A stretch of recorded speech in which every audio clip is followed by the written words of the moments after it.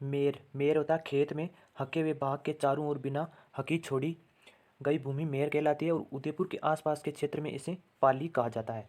अगला है तिमणिया। तिमणिया होता है स्त्रियों व पुरुषों द्वारा गले में पहने जाने वाला कीमती नगों से जड़ा हुआ आभूषण होता है तिमणिया। इसके बाद में मुर्किए। तो मुर्किए क्या होता है? तो मुर्किए होते हैं स्त्रियों व पुरुषों द्वारा कानों में पहना जाने वाला सोने का जो आभूषण होता है उसको हम मुर्किए कहते हैं। और दोस्तों ये सोने का आभूषण होता है जिन्हें पुरुषों और महिलाओं के द्वारा कानों में पहना जाता है। अगला है ढोकला या ठाटे या डालडिया। तो ये कागज की रद्दी को भिगोकर उसमें मुल्तानी मिट्टी या दाना मेथी मिलाकर बर्तन के समान बने पात्र को ढोकला कहा जाता है। इसके बाद में आए राली। तो राली क्या होती है? तो ये जैसलमेर की कसीदाकारी बिछाने की वस्तु को लोक कला में राली कहा जाता है। टपारा। टपारा कालबेलियों के द्वारा सांप रखने का एक ढक्कनदार पात्र होता है जिसको हम टपारा कहा जाता है। चोलड़ा।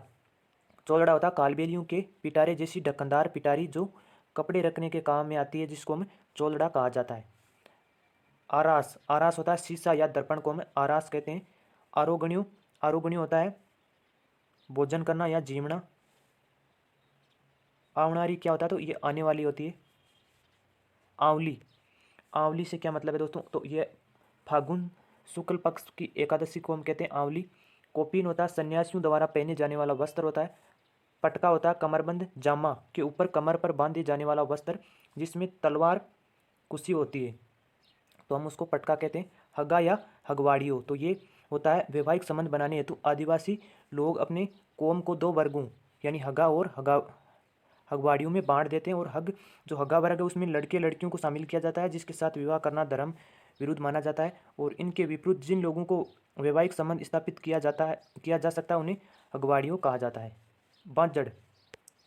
बांजड़ को क्या होता है? तो ये अनुपजाऊ या वर्षा से बिना जोती हुई पड़ी या भूमि को कहते हैं बांजड़।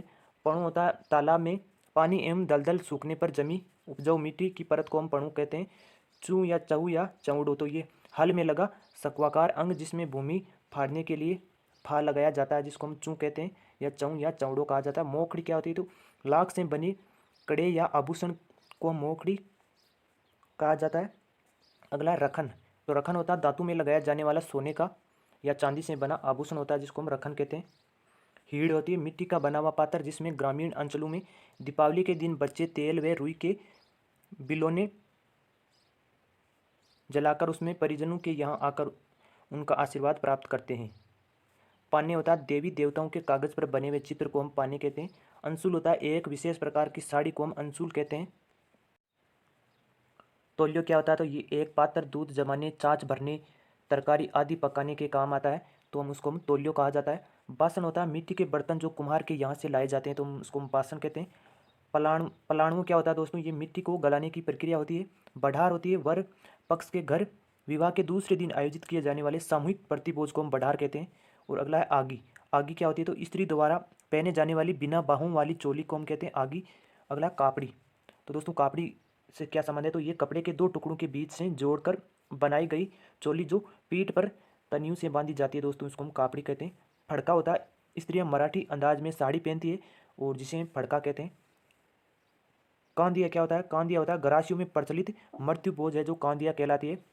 घेर होता है गरासियों के घर को हम घेर कहते हैं। चंगी होता है उत्तम स्वस्थ और सुंदर आदि को हम चंगी कहते हैं राजस्थानी भाषा में। चंदो। तो चंदो क्या होता है? तो दोस्तों किसी भी कार्य की सहायता के लिए कई व्यक्तियों से लिया जाने वाला धन को हम चंदो कहते हैं। चंपणों होता है दबाना पैर चांपना पकड़ना और हराना आदि को हम चंपणों कहते हैं। चादरों होता है ओढ़ने या खाट पर बिछाने का वस्त्र होता है चादरों। चांदनो होता है प्रकाश चांदना या उजाला को हम कहते हैं। सोहरी क्या होती है दोस्तों? तो सोहरी होती है ग्रास या अनाज के भंडारण कोटियों में करते हैं। अनाज का भंडारण है वो जो ग्रास या जनजाति है वो कोठियों में करते हैं जिनको हम सोहरी कहते हैं। हुरे क्या होते हैं? तो ग्रासियों में व्यक्तियों की मृत्यु पर स्मारक बनाया जाता है तो हम उसको हुरे कहते हैं। रंगबरी। रंगबरी होती है बारात की विदाई के समय वर वधु एवं बारातियों को दी जाने वाली यथाशक्ति भेंट है जो उसको रंगबरी कहते हैं।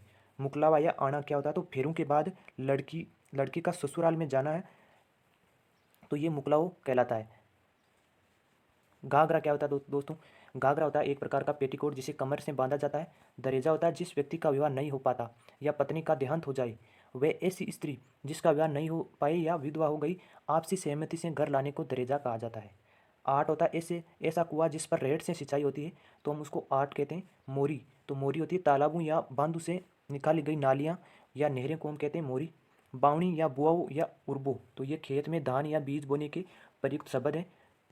उकरड़ी, उकरड़ी होती है निनाणी ना किए जाने पर खेत में उगने वाली दूबड़ी है, उसको हम कहते हैं उकरड़ी। हरणखुरी या चरपरी, तो ये उन आलू की फसल में उत्पन्न होने वाली घासें होती है दोस्तों।